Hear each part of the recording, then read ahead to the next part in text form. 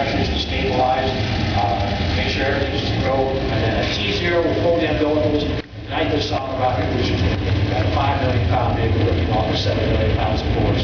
Tremendous vibration inside the cockpit, and of course, again, we're not flying it, but your focus is entirely on the instruments.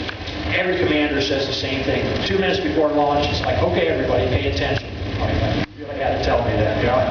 Yeah, we're paying attention because once again, I have to be ready to take over.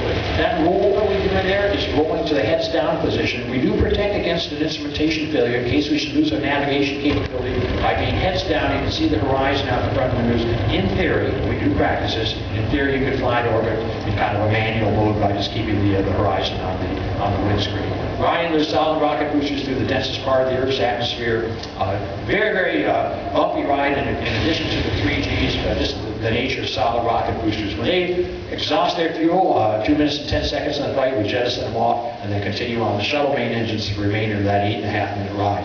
Now you accelerate at 3Gs until you reach your orbital velocity of 17,500 miles per hour. Next slide, please. In case anybody's interested in it, that's really, there's an equation out there called Kepler's equation that we use to determine, depending on the altitude that you're going to be in space, that determines the speed you have to achieve. So, for example, going to the moon, you've got to be going faster than 17,500 miles per hour, about 25,000 miles per hour to get out of Earth's gravity.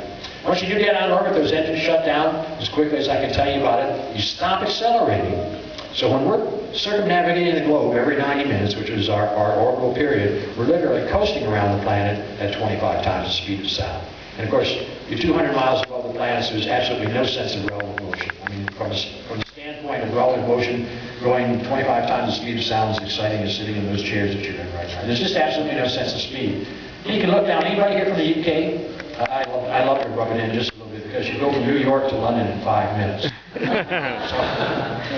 Very, very busy time during the flight converting that rocket ship that you launched into the spaceship you're going to live in and work in for the next 5 to 15 days, depending on the nature of the flight. One of the things that caught me a little bit by surprise is, in addition to all the technical things you're doing, the most mundane personal hygiene things and stuff like that took an inordinate amount of time.